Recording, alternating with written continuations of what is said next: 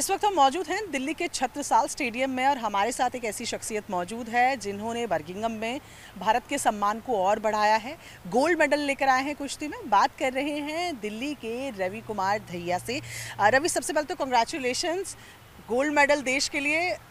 Thank you ma'am, thank you, बहुत बहुत धन्यवाद। अच्छा, ये सवाल आपसे हर बार पूछा जाता होगा, लेकिन गोल्ड मेडल मिलने की खुशी अलग होती है ना। आप तमाम कॉम्पिटिशन्स में जाते हैं, क्या दिमाग में चल रहा था? 10-0 से हराया। मैम देखो, एक टारगेट के साथ गए थे कि लक्ष्य था कि भाई देश के लिए खेलने जा रहे हैं, तो कॉमनवेल्थ गेम्स हैं, तो क्या पता अगली बार मौका मिले या ना मिले, क्योंकि 2026 में तो कॉमनवेल्थ गेम्स है भी नहीं रेसलिंग।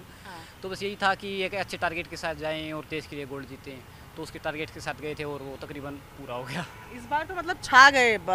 आप रेसलिंग की बात करें, पहलवानी की बात करें, इंडिया वाले छा गए। हाँ बिल्कुल।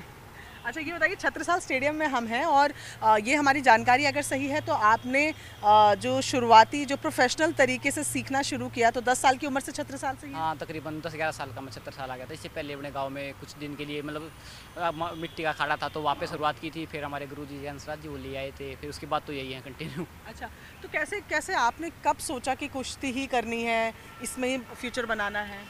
देखो, हमें तो इतना कुछ पता नहीं था, पर पिताजी काफ़ी इंटरेस्ट रखते थे इस चीज़ में कि बच्चा मतलब रेसलिंग करे, क्योंकि वो काफ़ी इंटरेस्ट थे इस चीज़ में। हाँ। तो वो उन्होंने सोचा भाई चलो तू पढ़ लिखाई में ठीक नहीं है तो ऐसा कर गेम कर ले, तो वो ले आए। वहाँ पे कुछ दिन वहाँ किया, फिर उसके बाद यहाँ ले आए। हाँ। तो फिर यही से स्टार्टिंग होगी, तो एक दूसरे देखते रहे, सीखते रहे, उस फिर शुरुआत होगी, तो फिर देख देख के सीख के आज यहाँ से। अच्छा, लेकिन एक चीज़ बताइए, आपका गोल्ड मेडल तो सारी दुनिया देखती है, ये गोल्ड मेडल के पीछे की मेहनत क्या रहती है, रूटीन कैसा आप लोग अपना रखते हैं, अगर आप कुछ टिप्स शेयर करना चाहें? मैम देखो, ट्रेनिंग सुबह हम तकरीबन 5 बजे से स्टार्ट हो जाती है ट्रेनिंग, तो 8:30-9 बज जाते हैं सुबह ट्रेनिंग में। फिर दिन में रेस्ट होता है, बीच में खाना पीना होता है, फिर शाम को फिर 4 से लेकर तकरीबन 6:30-7 बजे तक फिर ट्रेनिंग करते हैं। तो डेली का शेड्यूल रहता है। संडे को भी एक टाइम तो प्रैक्टिस कर ही लेते हैं, मतलब एक टाइम रेस्ट कर लेते हैं, तो ये कंटिन्यू यही रहता है। अच्छा, कोई ऐसी चीज़ है जो आप मिस करते हैं, लेकिन अभी आपको क्योंकि रूटीन में रहना है, डिसिप्लिन में रहना है, कुछ ऐसा खाना या कुछ ऐसी एक्टिविटी है जो आप मिस करते हैं, सोचते हैं कि खाएंगे कभी? नहीं देखो, मिस जो ज़रूर करते हैं, पर टूर्नामेंट के बाद खा लेते हैं, क्योंकि ना मिठाई काफ़ी ये होता है कि हम काफ़ी ध्यान रखना होता है अपना। क्योंकि मिठाई हम नहीं खा सकते ट्रेनिंग जो बाउट से पहले, क्योंकि वेट कम भी करना पड़ता है, बहुत सारी चीज़ें होती हैं। उसके बाद कंपटीशन खत्म होता है तो अपना अच्छी तरह से खा लेते हैं। अच्छा, तो क्या चीज़ है आपकी फेवरेट है जो आप कंपटीशन खत्म होते ही खाते हैं? कंपटीशन खत्म होते तो कुछ ना मिलता, बाहर तो कहाँ मिलता है।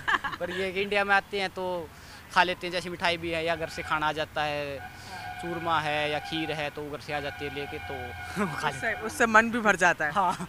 अच्छा, ठीक है। आपने विजय को कभी इतना मुस्कुराते हुए देखा नहीं होगा वैसे, क्योंकि बाउट्स जब ये करते हैं तो बहुत सीरियसली करते हैं। अच्छा, ये मैं एक सवाल जानना चाहूँगी, अब तो आपको भी लंबा समय हो गया रेसलिंग करते हुए, आपने क्या लोगों के परसेप्शन में फ़र्क देखा है? क्या आप लोग क्रिकेट से बाहर भी देखने लगे हैं या आपको लगता है अभी और ज़रूरत है? देखो, बिल्कुल बहुत पहले से आप देखोगे तो बहुत ज़्यादा फ़र्क है, और सरकार भी काफ़ी सपोर्ट कर रही है। आपने देखा होगा कि सरकार का जो ग्रास रूट पे काम कर रहे हैं, स्टेडियम बन रहे हैं, बहुत सारे मतलब गाँव से निकल के बहुत सारी प्रतिभा निकल के आ रही हैं। तो बहुत सारे लोगों का रुझान भी हो गया है। ओलंपिक गेम्स हैं, कॉमनवेल्थ गेम्स है, एशियन गेम्स हैं और वर्ल्ड चैंपियनशिप, मतलब बहुत सब फोकस करते हैं। फिलहाल देखो, आप सबको फॉलो कर रहे हैं लोग, तो ये सरकार का भी और सब लोगों का बहुत प्यार है, और जिससे आप देखोगे कि आप जो खेल हैं ये काफ़ी आगे बढ़ेंगे। ठीक है, अब आखिरी सवाल आपसे, अगला लक्ष्य क्या है?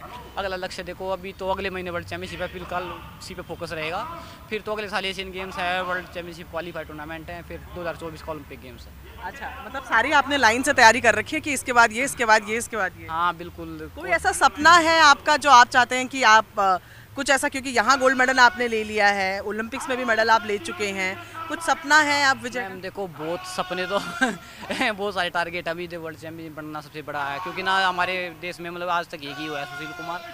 तो अगले महीने वर्ल्ड चैंपियनशिप है, तो बस वही रहेगा कि एक देश के लिए बाहर जाके देश के लिए गोल्ड जीता जाए। चलिए, विजय हमारे साथ है जो कह रहे हैं वर्ल्ड चैंपियन बनना फिलहाल इनका सपना है।